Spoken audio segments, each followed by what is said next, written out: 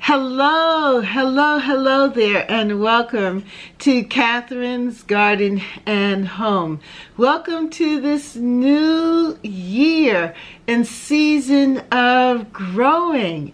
And we're going to grow together right here at Catherine's Garden and Home. One of the ways that we're going to do that is to get out a trusty journal, and I have my journals that I created, and I want to say thank you to those who purchased them on Amazon. I have it in the soft cover or paperback, and I also have it in the hardcover here. And this was a new venture for me, so I want to say thank you to those who purchased a copy. And I want us to begin this new journey together, where we start to go back and reflect on what it was like to garden in 2021. Well, we know that gardening will change, that no year is the same. That's why it's important to document what you are doing for this year and really reflecting on what has happened in the past last year in 2021. Well, if you have a YouTube channel and you have been taking and creating videos, then that is also a wonderful way of going back and looking at, well, what did the garden really look like in the past? What did it look like for 2021? What did I plant and where did I plant it? And how do I want to change things up so that it can really flourish in a new way, that you can actually garden intentionally? And I wrote or created this journal. The title is A Garden to Call My Own, the Intentional Garden Journal for 2022. And being intentional means that we are thinking about why. We know what a garden is, but why is this garden important to us, and what can we add to it that will actually help us to thrive even as our garden is thriving? Now, you know that I say that my garden is my therapy. Well, if that is the case, how can I utilize the most out, suck out all of the goodness out of the garden to not just feed my family food, literal food, but also to feed my soul? That's right. I want my soul to be fed. I want to walk into my garden and smile and feel joy and feel a sense of purpose and commitment to my garden.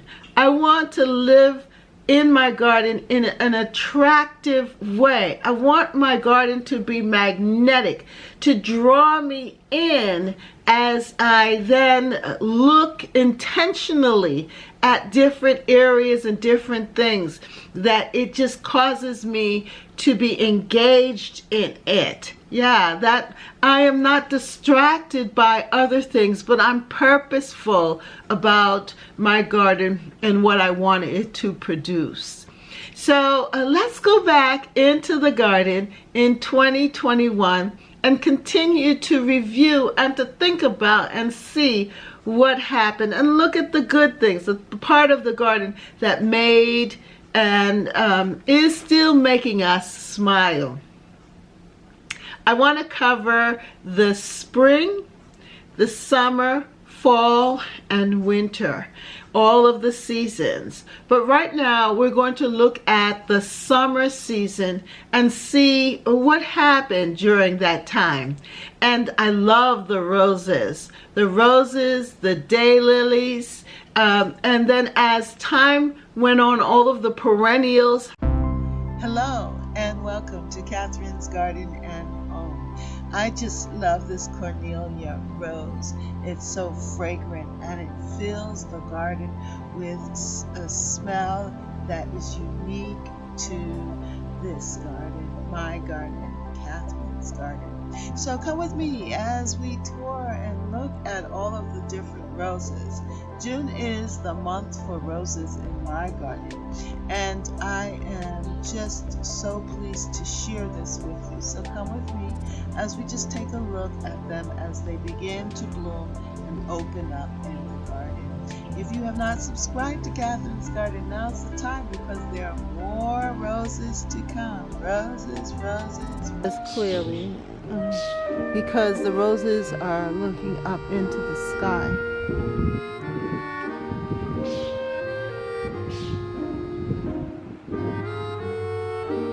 But then, of course, there are some of the branches that are lower here and that you get to see the rose up close. I love it mingling with the barberry, the fern, and also the arborvitae, which is huge. Now, as we walk around the deck area, soon we will have hydrangeas in bloom. But then you come up to this rose, Westerland, just filling up this space. I also have my curly pink rose, which is starting to release its blooms as well. My hope is that Westerland will meet up with Cornelia on the other side as we continue to have our Eden climbing rose just spreading out on both ends. The gentleness of Eden climber rose and the bright, exciting color, that salmony pink color of Westerland mingling together and filling this whole area. I'm excited about the possibilities.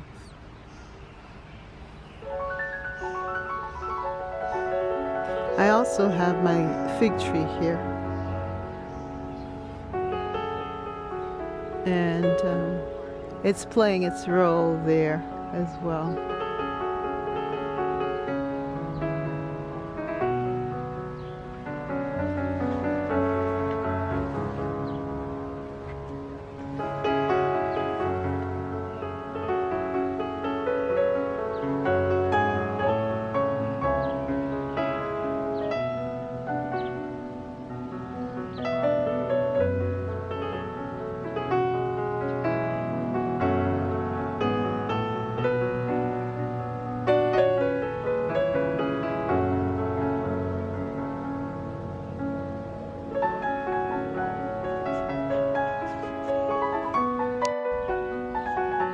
I am truly in love with the knockout red roses, and these roses have been in my garden for about 3 to 4 years now, and they're the best thing that ever happened to the garden because they are strong, they are tolerant of bad weather, they're resilient, and they're beautiful, and they just keep on blooming.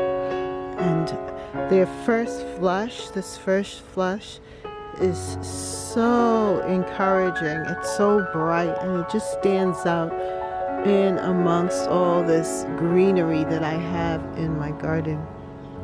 Now this other rose is a sort of rugosa rose.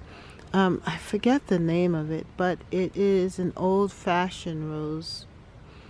And usually, well, in the past, it was the first rose to bloom in my garden. But this year, it's been a little delayed. It's not the first anymore. But it's still very beautiful, and I love this color. One thing I love about this rose is that it's a self-cleaner. As the rose develops, it will just come off on its own. I don't have to deadhead like the other roses, like even climbing rose, I have to deadhead that. But this one is a self-cleaner, and it's been around for a long time in my garden. It's died back, but it grows on, and I believe too that it grows from rhizomes underneath because it's a spreader.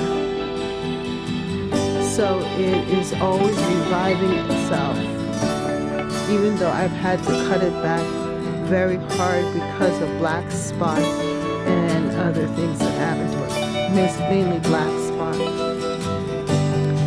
So at this time it really gives a beautiful appearance in the garden. It just fills the whole garden with a beautiful fragrance. This rose is highly fragrant, and it is a more old-fashioned rose. I've noticed that the old-fashioned roses definitely have a scent of beautiful fragrance, whereas the modern roses, like this knockout red rose, is not as fragrant. I'm taking the time to really look at these roses because the heat is coming and it does affect their bloom, their petals. Now this is a rugosa rose, my white rugosa rose, and it's developing these hips, which hopefully will turn red and be very, very attractive on the bush. In the past, there were some sort of bugs that were eating the red hips, but hopefully I'll get them this year. But I just love the petal and the simplicity of this rose. You'll find this type of rose around the waterways. If you go down by the Kennedy Library and the Atlantic Ocean walkway, you'll see a lot of these roses planted there. When I saw it at Home Depot, I had to have one because I always admired that rose and wanted to have one in my garden. We have another rose here, and this is a knockout rose. But I wanted to show you this one here. This is an old-fashioned rose, a heritage rose, that's what I call it. And around the Boston area, you would see this rose in many, many front yards. And it is a climber. Some people would have it climbing up on their houses, but just like how I have it here, kind of just trailing in different park places. Some people love it like that as well. But it's a one-time bloomer, but it's so beautiful, and it's, to me, has a very rich look. I call it my old-fashioned rose. Now tucked in underneath it here is another knockout rose, and this is a pink double.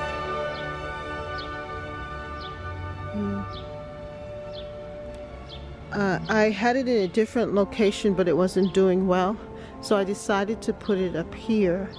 But now it is kind of intermingled with this old-fashioned rose. Thing about the knockout rose, it will come back again. So when this is finished blooming, I'm going to cut it back hard, and that will leave space for this knockout rose to grow. But I love this color, and it looks really beautiful with my peonies in the background there. This area is just really filled with color, with the pinks and the reds and the lavender. And I have been showcasing this knockout rose. This rose bush is just one bush, But look how big it has grown. It really loves this spot, and I don't have the willpower to cut it back or do anything to it. Just let it be, and this is what has happened. I love it with this rhododendron back here, and then also I have peonies that are tucked in behind here as well. The peonies were here first, then the rhododendron, and then the knockout rose. And then back over here, I have these peonies that are new and coming in.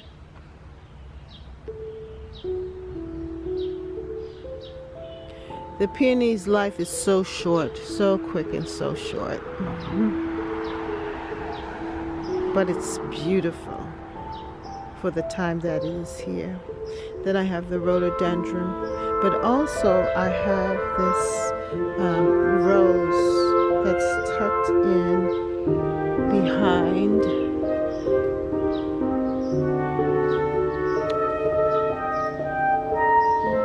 is so beautiful.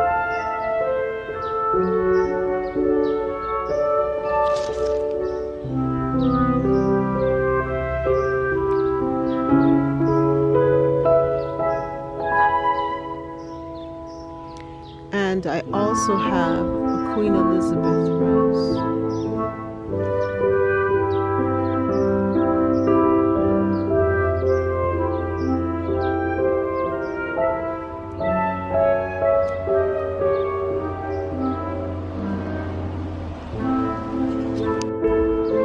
I love this Queen Elizabeth rose. This is one of the first rose bushes that I put in the garden right here in this bed, and it has performed every single year.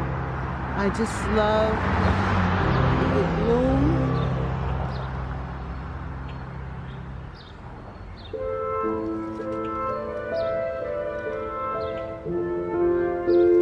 And I just love its fragrance.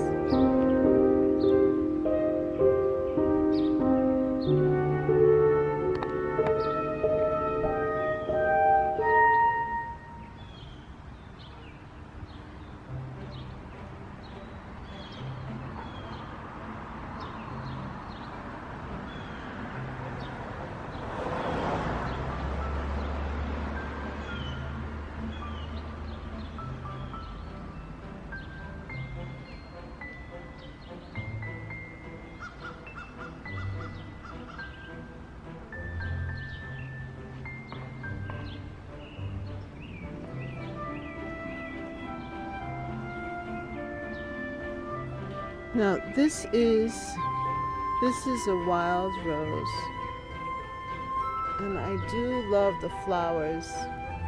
They're so delicate. I also have in here another knockout rose, single, but it's like been overtaken by this rose.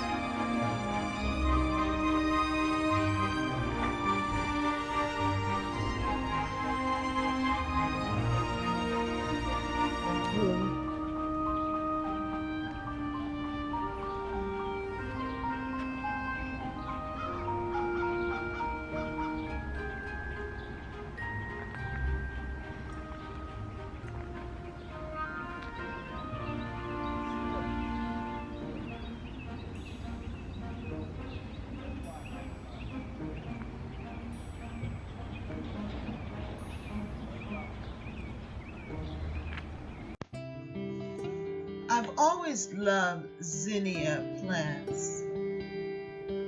However, this year there's something very special about the zinnias. I am highly attracted to them. And it's amazing what has grown out from just a box of seeds from the Dollar Tree store. They look really great, and I'm surprised at the size and the colors that were in that box of seeds. So now my thinking is, how can I gather them and have them for next year? These beautiful, beautiful zinnias of all different types. I want to be selective, and yet I want to be inclusive. I want them all. Some are large, some are small, some are cactus shaped, some have different tops, some have single leaves, some are double, some are multiple leaved. When I say leaves, I mean petals.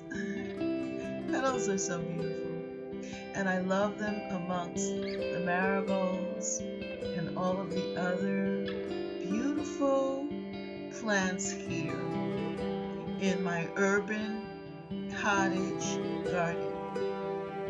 Yes, my garden is English style with vegetables and flowers, but it's specifically with zinnias, and I love my zinnias.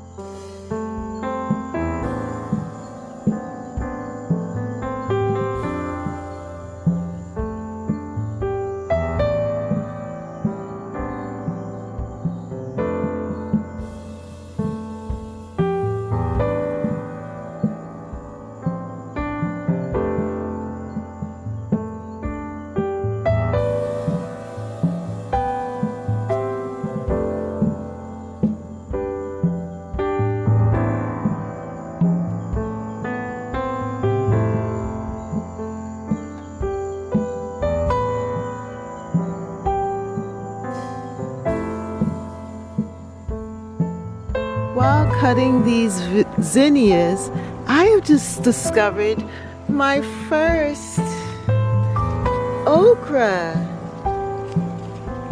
My okra from the okra plant. Wow. Isn't that beautiful? I am going to harvest that today. Let's just check out the others and see how they're doing. I don't really see, this one's growing. Yep, and a couple are coming there. Let's check on this side, because I planted some over here too. Yeah, they're still growing up here, the okra.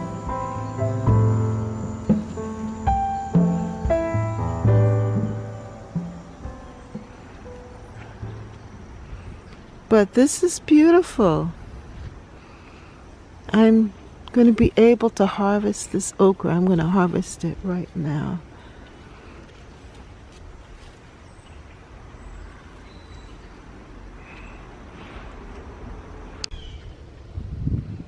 So this is the okra,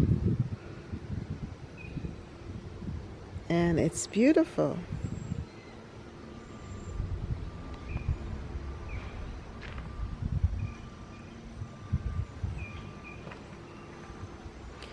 So what I'm going to do with this is put it in a nice vase and put it in and on top of the deck or in my kitchen window, I think, more than likely.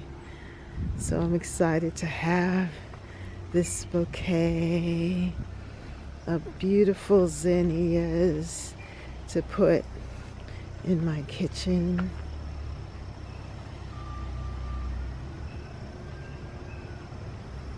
So nice to be able to bring the flowers in. I know I have a lot of flowers out here, but what a joy to be able to gather my flowers, my zinnias, and bring inside.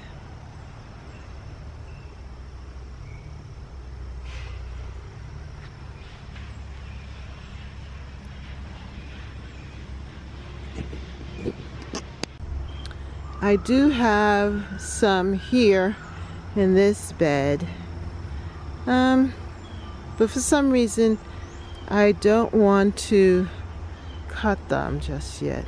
I don't know why. I'll save them for another time, but some of them are going to seed, and that is a good thing. Maybe I'll use these for seeds, and the others in the front I will cut them now and enjoy them now. But it's so good to be up close with the flowers.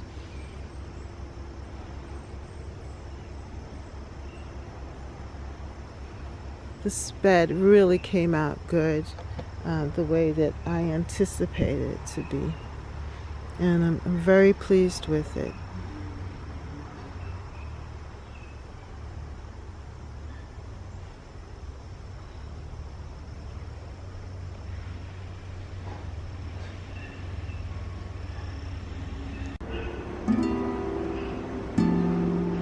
It's so nice to enjoy these flowers right now. And the mason jar is simple, but it's just a gathering, a harvesting of what we have planted and sown, and to just have these flowers in amongst the other flowers, but close up. If you liked this video, then like, share, and subscribe. Comment down below. Have you been reflecting on your past garden, and what are your intentions for the future? Have you already started to organize your seed packets and put together your log and know the important information that you want to gather now, so that when it is time to actually plant your seeds outside and plant your seedlings outside, that you're ready to go? Well, and if you have not purchased a garden journal, well, I'm inviting you to try mine out. It's new and it's personal, and it is a way of just jotting down some quick notes just to remind you of what you want to have in your garden, so that you can be more purposeful, more intentional, in organizing it. And even if you don't purchase my journal, get yourself a notebook, get yourself a journal, and get started on documenting your garden. It is so important. It will help you as you go through. You can see, well, what worked and what didn't work, and it will remind you of it. Yeah, so enjoy, enjoy, enjoy. And thank you so much for coming here and subscribing to Catherine's Garden and Home. And remember, on Wednesdays, we have our Wednesday Lives where you and I are laughing and enjoying one another, but also learning about our gardens and enjoying our times together as we grow as a community, as we grow, grow, grow, grow together. Catherine's Garden and Home, that's right. Grow, grow, grow, grow together in Catherine's Garden and Home. And don't forget to visit the website, Catherine's Garden Home, LWS.weebly.com, and go there and connect with me. Yes, go to the contact, leave me a message so that I can put you on our email list and connect with you and let you know of any special things or highlights that is going to be happening on this channel, Catherine's Garden and Home of LWS. Yes, so thank you so much for those of you who have sent your pictures. I'm updating the website as we go along, and I do need some fresh pictures. Yeah, what have you thought about? What did you really enjoy? Send them and give me permission, and I will put it right on the website. Ah, yes, I'm so excited, and I just can't hide it. Yep. So thank you so much for watching. And see you next time right here at Catherine's Garden and Home, where we grow, grow, grow, grow together. Bye.